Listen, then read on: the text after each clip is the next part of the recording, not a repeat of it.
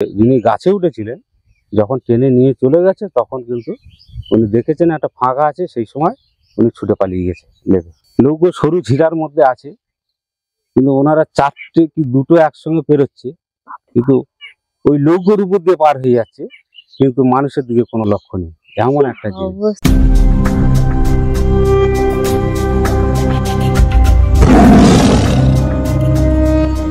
সুন্দরবনে আমরা ঘুরছি ফিরছি এবং বহু মানুষের সাথে সাক্ষাৎ করছি, এবং সেই সাক্ষাৎ করে তাদের অভিজ্ঞতা আমরা জানছি যে সুন্দরবন জঙ্গলে কিভাবে তারা জীবিকা নির্বাহ করে, এবং জীবিকা নির্বাহ করতে গিয়ে বহু বিপদ, ঝড় ঝাপটা বলুন সহ্য করতে হয় জঙ্গলে। তো সেখানতে তো জঙ্গলের বহু ঝড় ঝাপটা সহ্য করতে হয়, তার উপরন্ত সুন্দরবনের জঙ্গলে যে রয়্যাল বেঙ্গল টাইগার আছে তারও একটা ভয় থেকে থাকে মানুষের মনে। তো আজ আমরা এই মানুষটির সাথে সাক্ষাৎ করব, যিনি দীর্ঘ বহু বছর আগে, আজ থেকে বলতে গেলে প্রায় 18-20 বছর আগে উনি ওনার বাবাকে হারান। তো সুন্দরবনে সেই রয়্যাল বেঙ্গল টাইগার ওনার বাবাকে আক্রমণ করে। তো আমরা জানবো ওই ঘটনাটি ঘটেছিল কিভাবে, এবং ইনি দীর্ঘ বহু বছর ধরে, মানে বাবা যাওয়ার পর, মারা যাওয়ার পর থেকে সংসারকে সামলানোর জন্য উনিও বেছে নেন সুন্দরবনের জীবিকা মাছ ধরা। তো আমরা ওনার সাথে কথা বলবো কিভাবে ওই পরিস্থিতির মধ্যে উনি ওনার বাবাকে হারিয়েছিলেন এবং তারপরে উনি জীবনটা শুরু করলেন কেন, এবং সে বিষয়ে আমরা জানবো। আসুন ওনার পরিচয়টা আমরা আগে জানি। আপনার নাম? আমার নাম সুমন্ত মন্ডল। আপনার বাবার নাম? জন্মেঞ্জয় মন্ডল। আচ্ছা, এই যে আপনার বাবা যে জঙ্গল করতে গিয়ে হয়েছিল, সেটা কিসের জন্য গেছিল? মধু কাটতে গিয়েছি। মধু কাটতে গিয়ে কিভাবে হয়েছিল যে শুনেছেন, বা একটু যদি বলেন। আমিও জঙ্গলে ছিলাম, আমি যেহেতু মাছ ধরতে যাই, আমিও সুন্দরবনে গেছিলাম, বাবাও মধু কাটতে যায়। আচ্ছা, আমি তো আর অ্যাক্সিডেন্টটা ঘটে গেছে এটা আমি জানি না, যেহেতু আমি জঙ্গলে আছি, ওখানে তো আর কোনো ফোন যায় না, কিছু না, সেখানে তো আর ফোনের কোনো ব্যবহার আমরা করতে পারবো না। এবার আমি 8 দিন পরে যখন উঠি, বাবা এরকম অ্যাক্সিডেন্ট হয়েছে শুনলাম, বাড়িতে এসে মধু কাটতে গিয়ে অ্যাক্সিডেন্টটা হয়। এটা হচ্ছে চামটা 5 নম্বরে, এই এলাকাটায় হয়। আচ্ছা, চামটা যে বললেন 5 নম্বর, এরকমই থাকে যে চামটা 1, 2, 3 তার বিষয় আছে? আছে। চামটার কতগুলো ভাগ আছে যে 5 নম্বর যে বলছে, এরপরে কি আরো আছে? আছে, অবশ্যই আছে, 1, 2, 3, 4 সব আছে। আচ্ছা, তা কিভাবে কি হয়েছিল ওইটা একটু, আপনি তো শুনেছেন যেহেতু যাদের সাথে গেছিল এসে বলেছেন, কিভাবে হয়েছিল যদি একটু বলেন শুরু থেকে। এখন ওরা না ফার্স্টে যখন কাজটা স্টার্টিং করে,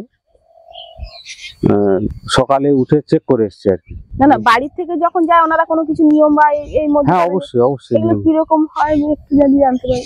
এগুলো হচ্ছে যেরকম আমাদের সংসারের জীবন যা লাগে, চাল ফাল হ্যান ত্যান একটা গুছিয়ে নিয়ে এবার অফিসে গিয়ে একটা পাস করতে হয়। আচ্ছা, ওনারা পাস করে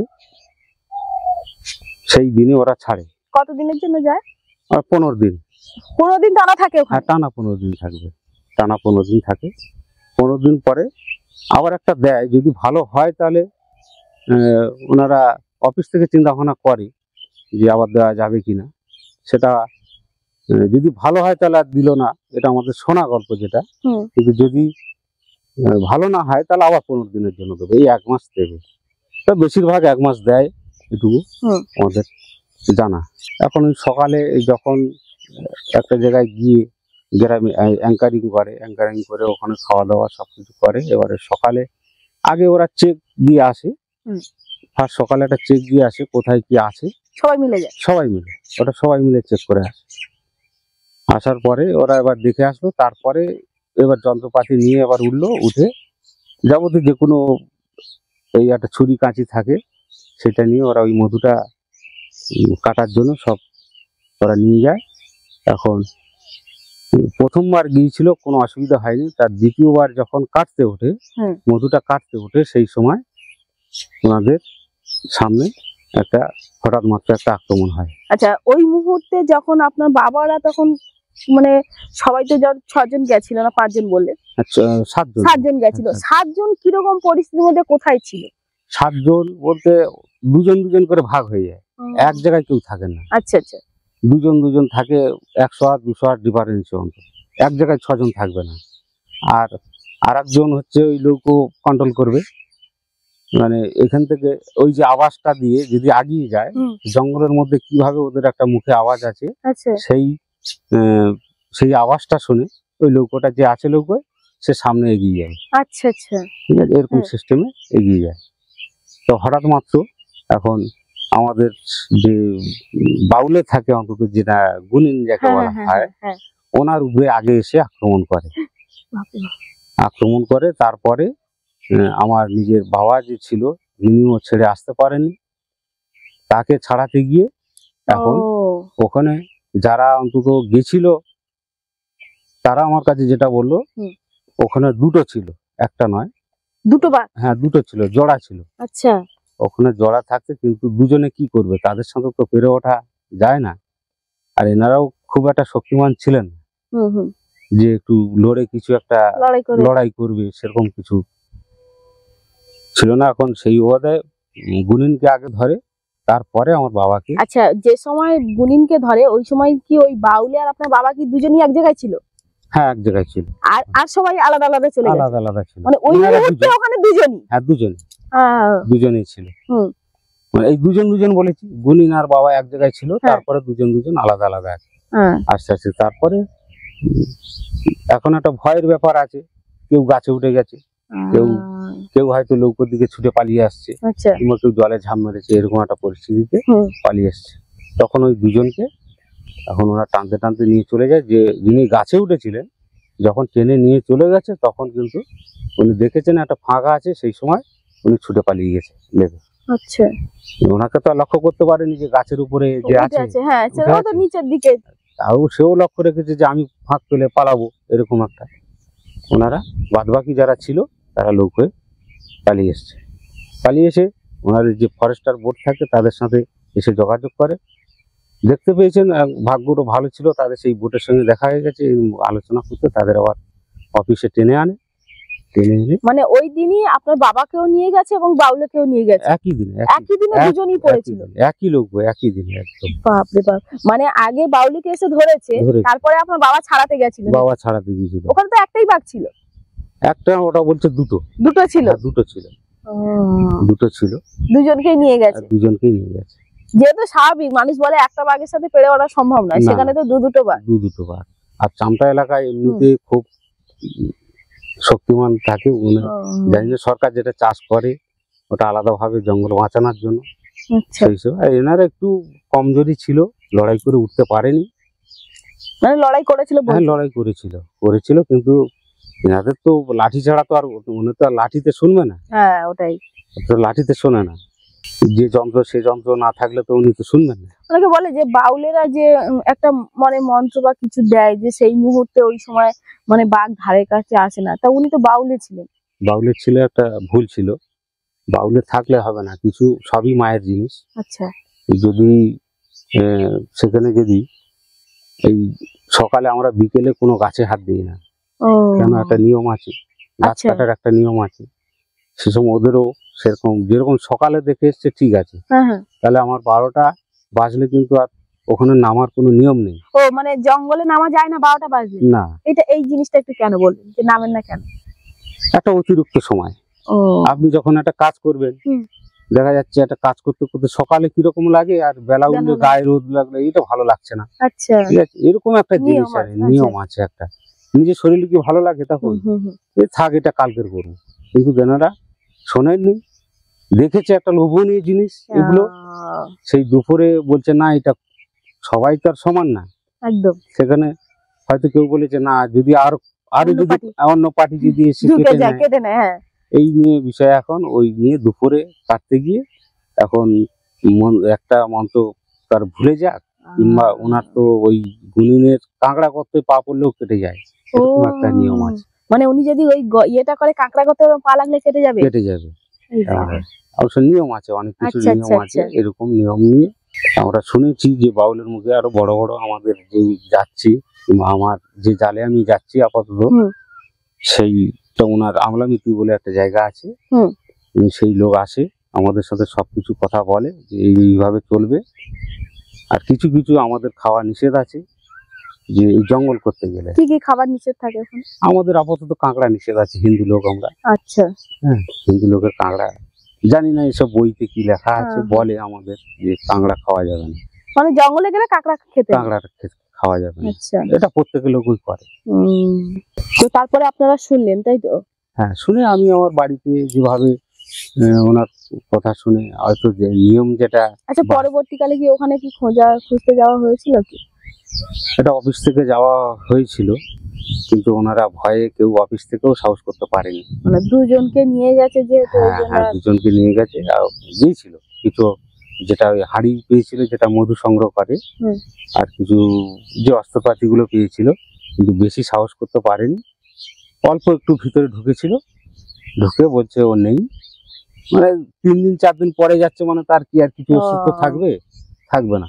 সেও তো একটা খাওয়ার এতে যেহেতু অংশ পেয়েছিল। কিছু পাইনি, আর তেমন কিছু পাইনি। আমি আবার বাড়িতে যেরকম কাজকর্ম দরকার, যেটা নিয়ম আমাদের হিন্দু ধর্মে, সেটা করেছি। আচ্ছা। তো আপনি যে এই জঙ্গলটা করছেন, কত বছর ধরে করছেন? আপনিও তো জঙ্গল করছেন। আমি 18-20 বছর করছি। ওই বাবার সঙ্গে 18-20 বছর বলছি, 18-20 বছরের মধ্যে জঙ্গল করছি। তা আপনি কি করেন? মানে জঙ্গলে কি শুধু মাছ ধরেন? আমি মাছ ধরি। তো মাছ ধরতে গিয়ে কোনোদিন কোনো এরকম দেখেছেন বা বাঘের আমি অনেকবার পড়েছি। ভাবে পড়েছেন? হ্যাঁ, ওই কথাগুলো একটু জানতে চাইবো, কিভাবে হয়েছে? আমি একটা জায়গায় মাছ ধরে আসছি, একটা খালের মধ্যে, সরু খাল, এরকম ওই ঝিরা যে খালগুলো আছে না, ঝিলার খাল। হ্যাঁ। শুধু বড় নদী না, যে বড় নদীর ঝিরাও আছে। আচ্ছা, সরু সরু যে সরু সরু। হ্যাঁ, খাল, যে খাড়ি বাওয়াল বলেন। হ্যাঁ, ওনারা, আমি তখন একটা অন্য মালিকে যেতাম, হুম।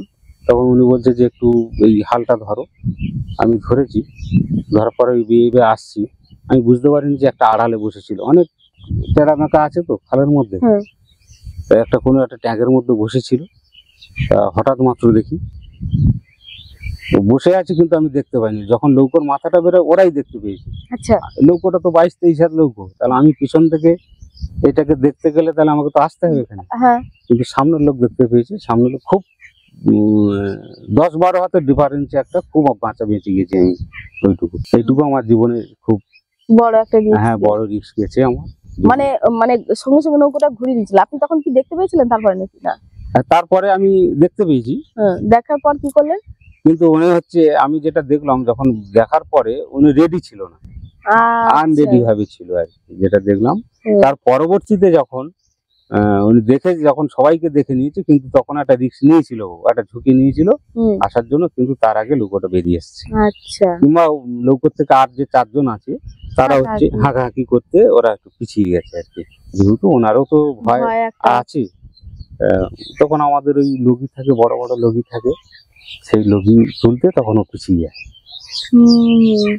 এটা আমি আমার জীবনের একটা খুব বড় একটা দুর্ঘটনা ছিল। একটা, যেহেতু আমার একটা ছেলে ছিল বলে যাক বেঁচে গেছি আমি, খুবই উপকার করেছে আমার। কি করেছিল ওখানটায়? ওনার সঙ্গে সঙ্গে কিন্তু সবাই মানে হুতাশ হয়ে গেছে। একটা মানে একটা স্বাভাবিক একটা জিনিস দেখা, মানে একটা ওর সামনে যাওয়া দেখা, মানে তো একটা হতভম্ব প্রথমে হয়ে গেছিল। তারপরে আমার এক ভাই হঠাৎ মাত্র তার একটা মানে সেন্সটা ঘুরে আসে, আসতে কিন্তু ও দেখছে যে এই পরিস্থিতি, তখন ওই লাঠি নিয়ে যখন উঁচু করে, তখন কিন্তু ঘটতে বাধ্য হয়। দুটো ঝুঁকি মেরেছিল, কিন্তু দুটো ঝুঁকি মারতে এও সেই নিয়ে রেডি হয়েছিল। মানে আপনি দেখেছিলেন যে ঝুঁকি মারছে? হ্যাঁ, ঝুঁকি মারছে, দেখুন ও দেখছে, কিন্তু তখন কিন্তু আমার দিকে না ফলো করে ও লাঠির দিকে ফলো করছে। বুঝলেন তো, লাঠির দিকে ফলো করছে। ওই তখন ফলো করতে, তখন আস্তে আস্তে আস্তে আস্তে লৌকোটা বেরিয়ে আসছে বাইরে। আমাদের জালও একটা পাতা ছিল, কিন্তু জালটা খুব রিক্সের উপরে তুলেছি, জালটা কেটে তুলে নিয়েছি আমরা ধারে যাইনি, আমরা তুলে নিয়েছি। তো এরকম দেখেছেন যে এত বছর জঙ্গল করছে, যে সাইড থেকে হরিণ ধরছে বা শুকর টুকর? হ্যাঁ হ্যাঁ, অবশ্যই, হ্যাঁ একদম। কিভাবে ওরা? আমরা কার্তিক মাসে বেশি দেখতে পাই। কার্তিক মাসে? কেন এই মাসটা দেখতে পান? কার্তিক মাসটা একটা বাচ্চা হওয়ার ব্যাপার আছে, সেটা তো বুঝতেই পারছেন। আচ্ছা। কার্তিক মাসে পুরো মাসটাই দেখা যায়। হয় জোড়া দেখবো, নাহলে 4টে করে একসঙ্গে দেখবো। আপনি 4টে একসাথে দেখেন? হ্যাঁ, মারামারি করছে। মানে ওই সময় কি ওরা কি কাউকে আঘাত করে না, ওরা নিজেদের মতন চলে যায়? না, ওরা নিজেদের মতন, তখন কিন্তু কারোর দিকে লক্ষ্য থাকে না। এমন একটাই কার্তিক মাসটা, এমন একটা দিন। আচ্ছা। অনেক ক্ষেত্রে তখন ওই ফলোটা থাকে না। যদি সাইটেও এমনও ঘটনা ঘটেছে, আমরা শুনেছি, লৌকো সরু ঝিরার মধ্যে আছে, কিন্তু ওনারা 4টে কি 2টো একসঙ্গে পেরোচ্ছে, কিন্তু ওই লৌকোর উপর দিয়ে পার হয়ে যাচ্ছে, কিন্তু মানুষের দিকে কোনো লক্ষ্য নেই। এমন একটা জিনিস। এটা কার্তিক মাসটার সময়। আর কোনো মাসে না, শুধু ওই মাসে? হ্যাঁ, কার্তিক মাসটা এরকমই হয়েছে। এইরকম। এরকম যেরকম কুকুর বেড়াল হুম, এরকম হুম, কার্তিক মাসটা এরকমই আমরা দেখেছি। এটা আপনারা শুনলেন সত্যিকারে এই যে ঘটনা বলে না জীবনে যে ঘটে যাওয়া সেই ঘটনাটি আপনাদের সামনে তুলে ধরলাম। যদি ভিডিওটি দেখে আপনাদের মনে একটু জায়গা করে নেয় তাহলে অবশ্যই একটা লাইক করবেন এবং শেয়ারের মাধ্যমে অন্যকে দেখার সুযোগ করে দেবেন। যারা এখনো পর্যন্ত আমাদের চ্যানেলটিকে সাবস্ক্রাইব করেননি, সুন্দরবনের মানুষের কথা বা জীবন যে ঘটনাগুলো তুলে ধরছি তারা অবশ্যই আমাদের চ্যানেলটিকে সাবস্ক্রাইব করুন এবং সাথে থাকুন। চলুন দেখা হচ্ছে অন্য কোনো এক ভিডিওতে।